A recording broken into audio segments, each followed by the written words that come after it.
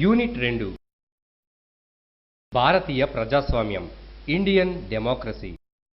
వలస రాజ్య పరిపాలన అనంతరం ప్రజాస్వామ్య ప్రభుత్వాలను ఏర్పరచుకొని అవి విఫలం కాకుండా పరిరక్షించుకున్న కొద్ది దేశాల్లో భారతదేశం ఒకటి. ఎన్నో భయాలు, బెదిరింపులు, అవరోధాలు ఎదురైనా ప్రజాస్వామ్య ప్రభుత్వాన్ని పరిరక్షించుకోవటానికి భారతీయులు కృతనిశ్చయులయ్యారు. నిరక్షరాస్యత, వెనుకబడినతనం, పేదరికాలు మన ప్రజలు రాజకీయ ప్రక్రియలో పాల్గొనటానికి, తద్వారా ప్రభుత్వాల, రాజకీయ పక్షాల కార్యకలాపాలను అదుపు చేయటానికి ఆటంకం కల్పించలేదు. స్వాతంత్రానంతరం కాలంలో రాష్ట్రాల శాసనసభలకు, కేంద్రంలోని లోక్సభకు ఒక క్రమం ప్రకారం సాధారణ ఎన్నికలు నిర్వహించబడ్డాయి. 1. ప్రజాస్వామ్యం అర్థం, స్వభావం. ప్రజాస్వామ్యం, డెమోక్రసీ అనే పదానికి మూలాలు డెమోస్ మరియు క్రేషియా అనే గ్రీకు పదాలు. డెమోస్ అంటే ప్రజలు, క్రేషియా అంటే పరిపాలన, అంటే ప్రజా పరిపాలన అని అర్థం. అబ్రహాం లింకన్ ప్రజాస్వామ్యానికి చెప్పిన నిర్వచనం ప్రఖ్యాతమైనది. ఆ నిర్వచనం ప్రకారం ప్రజల చేత, ప్రజల కొరకు నిర్వహించబడు ప్రజల యొక్క ప్రభుత్వ వ్యవస్థ. Government of the people, by the people and for the people. పరిమితులు గల ప్రభుత్వం. ప్రజాస్వామ్యంలో ప్రభుత్వాలకు పరిమితులున్నాయి. నిరంకుశ ప్రభుత్వ విధానంలో అధికార పార్టీ యొక్క నాయకుడు రాజ్యంపై సర్వాధికారం కలిగి సర్వోన్నతుడిగా కీర్తింపబడతాడు, అలాగే పూజింపబడతాడు. కానీ ప్రజాస్వామ్యంలో ఇలా జరగదు. ఇతరుల హక్కులకు, సామాజిక జీవనానికి భంగం కలిగించిన సందర్భాల్లో తప్ప ప్రజల భావ వ్యక్తీకరణ స్వేచ్ఛకు, సంఘటితమయ్యే స్వేచ్ఛకు ఆటంకం కలగదు. దేశ ప్రాథమిక న్యాయ సూత్రాలను సమరూపమైన రాజ్యాంగం ప్రభుత్వ అధికారాలకు పరిమితులు విధించింది. 2. సమన్యాయ పాలన. ప్రజాస్వామ్యంలో పౌరులందరూ సమానులే. జన్మ వల్ల కానీ, సంపద వల్ల కానీ ప్రత్యేక హక్కులను శాసనాలు అనుమతించవు. ప్రజలందరికీ రాజకీయ ప్రక్రియలో పాల్గొనటానికి, ఎన్నికల్లో పోటీ చేయడానికి హక్కు ఉంది. అంటే ప్రజాస్వామ్యంలో చట్టాలు అందరికీ సమానంగా వర్తిస్తాయి అన్నమాట. దీనినే సమన్యాయ పాలన అంటున్నాం. ఇంతేగాక ప్రజాస్వామ్యంలో వ్యక్తుల కన్నా చట్టాలదే ఆధిక్యత. భిన్నాభిప్రాయ ప్రాముఖ్యత. ప్రజాస్వామ్య ప్రభుత్వంలో చర్చలకే ప్రాధాన్యత. స్వేచ్ఛగా చర్చల్లో పాల్గొనే హక్కు కలిగి ఉండటమే ప్రజాస్వామ్య ప్రభుత్వాల ముఖ్య లక్షణం. చర్చల్లో భిన్న అభిప్రాయాలకు తగిన గుర్తింపు లభించకపోతే ప్రజాస్వామ్యం తన విధులను నిర్వర్తించలేదు. అందువల్ల భిన్నాభిప్రాయాలను గుర్తించడం ప్రాతిపదికగా ప్రజాస్వామ్యం పనిచేస్తుంది. జాగరూకులైన ప్రజావళి ఆవశ్యకత. ప్రజాస్వామ్యం విజయవంతంగా అమలు పరచడానికి జాగరూకులైన ప్రజావళి కూడా అవసరమే. చాలా పర్యాయాలు ప్రజాస్వామ్య ప్రభుత్వాలు విస్తృతమైన ప్రజామోద పోరాటాల ఫలితంగా ఏర్పడ్డాయి. ఈ విధంగా అధికారంలో ఉన్న వారి నుండి తమ హక్కులను రక్షించుకోవడానికి ప్రజలంతా అప్రమత్తతో ఉండాలి. నాయకత్వ స్వభావం. ప్రజాస్వామ్యంలో సహనశీలత, విజ్ఞాన సంపద గల బాధ్యతాయుత నాయకత్వం అవసరం. ఆధునిక కాలంలో అభివృద్ధి చెందుతున్న ప్రజాస్వామ్య దేశాల్లో నాయకుల పాత్ర ప్రత్యేక ప్రాధాన్యత కలిగి ఉంది. అక్కడక్కడా కొన్ని దేశాల్లో నాయకులు ప్రజాస్వామ్య భావనలను, సంస్థలను, విలువలను బలహీనపరచడానికి ప్రయత్నించారు. అందువల్ల మంచి లేదా సక్రమమైన దారిలో ప్రజలందరికీ నాయకత్వం వహించే సక్రమ నడవడిక గలవారిని జాగ్రత్తగా నాయకులుగా ఎంపిక చేసుకోవాల్సిన అవసరం ఉంది. సామాజిక, ఆర్థిక సమానత్వం. అత్యున్నత స్థాయిలోని సామాజిక, ఆర్థిక సమానత్వం కూడా నిజమైన ప్రజాస్వామ్యానికి అవసరం. కొంతమంది ధనవంతులు, చాలామంది నిరుపేదలుగా విభజింపబడిన జాతి ప్రజాస్వామ్యానికి తగినది కాదు. ఈ లక్షణం రాజకీయ క్షేత్రంలో కూడా ధనవంతుల పెత్తనానికి దారితీస్తుంది. ధనవంతుల పెత్తనానికి లోబడి సమాజంలో రాజకీయ స్వేచ్ఛ, రాజకీయ సమానత్వాలు పూర్తి అర్థాన్ని ఇయ్యవు. 2. భారతదేశంలో ఎన్నికలు, ఎన్నికల ప్రక్రియ. ఆధునిక ప్రజాస్వామ్యం ప్రాతినిధ్య భావనపై ఆధారపడి ఉంది. విశాలమైన భూభాగం, అత్యధిక జనాభా గల దేశాల్లో ప్రజా ప్రాతినిధ్య భావనలు లేకుండా ప్రజాస్వామ్య వ్యవస్థను నిర్వహించడం కష్టతరం. ఈ విధానం ఫలితంగా తమచే ఎన్నిక కాబడిన ప్రతినిధుల ద్వారా ప్రజలు ప్రభుత్వాన్ని అదుపు చేయగలుగుతున్నారు. ఆచరణలో ఓటు హక్కు అంటే ప్రతినిధులను ఎంపిక చేసుకునే హక్కు అని అర్థం. రాజ్యాంగం ప్రసాదించిన ఈ హక్కును వయోజన ఓటింగ్ హక్కు అని అంటారు.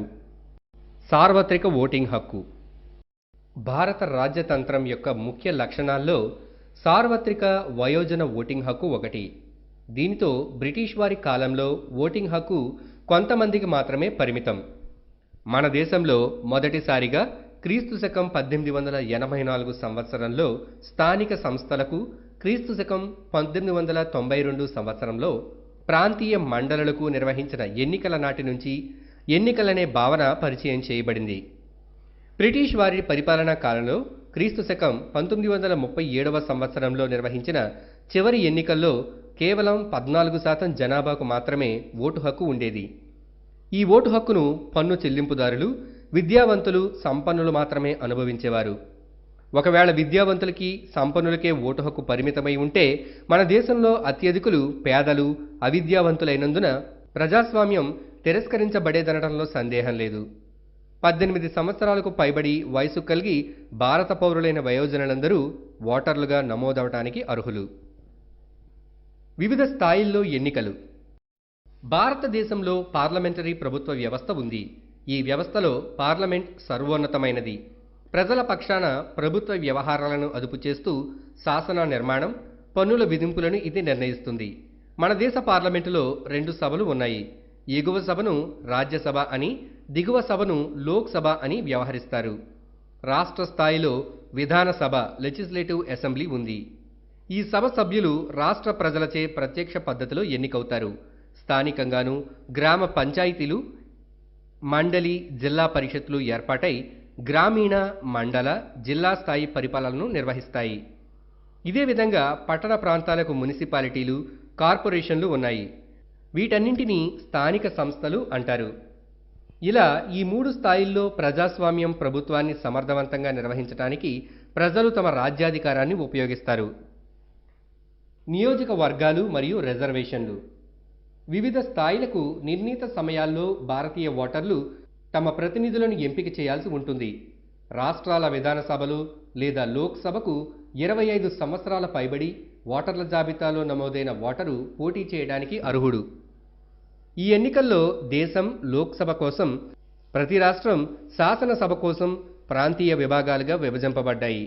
ఈ విభాగాలను నియోజకవర్గాలు లేదా సీట్లు అంటారు. ఎన్నికల సంఘం. పార్లమెంటుకు, రాష్ట్రాల శాసనసభలకు ఎన్నికలు నిర్వహించే బాధ్యత ఎన్నికల సంఘానికి అప్పగించబడింది. ఇది ఎన్నికల నిర్వహణకు ఉద్దేశించబడిన సర్వోన్నత స్వతంత్రాధికారం గల సంఘం. ఈ సంఘం ఓటర్ల జాబితాలు సిద్ధం చేయడంతో పాటు వాటిని ప్రతి సాధారణ ఎన్నికల ముందు పునరీక్షణ చేస్తుంది. నిర్ణీత కాల వ్యవధిని అనుసరించి ఎన్నికలు నిర్వహించడానికి ఈ సంస్థ తగు ఏర్పాట్లు చేస్తుంది. ఎన్నికలను స్వేచ్ఛగా, న్యాయబద్ధంగా నిర్వహించడానికి ఈ సంస్థ దేశవ్యాప్తంగా ఎన్నికల యంత్రాంగాన్ని నియంత్రించి నిర్దేశిస్తుంది. ఓటింగ్ ప్రక్రియ.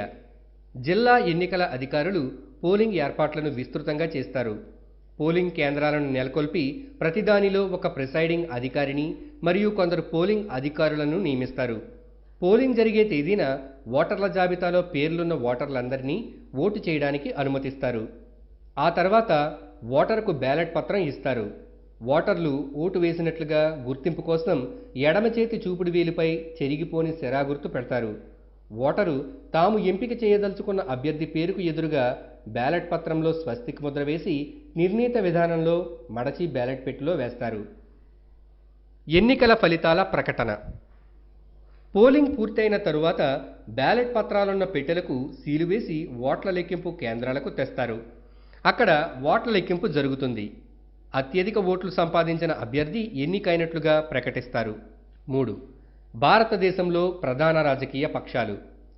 భారతదేశంలో అధిక సంఖ్యలో పెద్ద, చిన్న రాజకీయ పక్షాలు ఉన్నాయి. వీటిలో వివిధ స్థాయిల్లో పనిచేసే రాజకీయ పక్షాలు ఉన్నాయి. కొన్ని పక్షాలు కేవలం రాష్ట్రాలు లేదా ప్రాంతాలకే పరిమితమైతే మరికొన్ని పెక్కు రాష్ట్రాల్లో తమ కార్యకలాపాలు నిర్వహిస్తున్నాయి. లోక్సభకు లేదా రాష్ట్ర శాసనసభలకు జరిగిన సాధారణ ఎన్నికల్లో పోలైన మాన్య ఓట్లలో కనీసం 4% ఓట్లు సంపాదించిన పక్షాన్ని రాష్ట్ర స్థాయి రాజకీయ పక్షంగా గుర్తిస్తారు. ఆంధ్రప్రదేశ్లోని తెలుగుదేశం పార్టీ టీడీపీ, తమిళనాడులోని ద్రవిడ మున్నేట్ర కజగం, అఖిల భారత అన్నా డీఎంకే, అస్సాంలోని అస్సాం గణ పరిషత్తు, పంజాబ్లోని అకాలీదళ్, కాశ్మీరులోని నేషనల్ కాన్ఫరెన్స్ పక్షాలు రాష్ట్ర స్థాయి లేదా ప్రాంతీయ రాజకీయ పక్షాలకు ఉదాహరణ. మన దేశంలో ఒక రాజకీయ పక్షం ఒకే కాలంలో అధికార పక్షంగానూ, ప్రతిపక్షంగానూ ఉండవచ్చు. ఇది ఆయా పార్టీల కార్యక్షేత్రంపై ఆధారపడి ఉంటుంది. ఎన్నికల్లో లభించిన సీట్ల ఆధారంగా పార్టీల అధికార, ప్రతిపక్ష స్థాయిలు మారుతూ ఉంటాయి.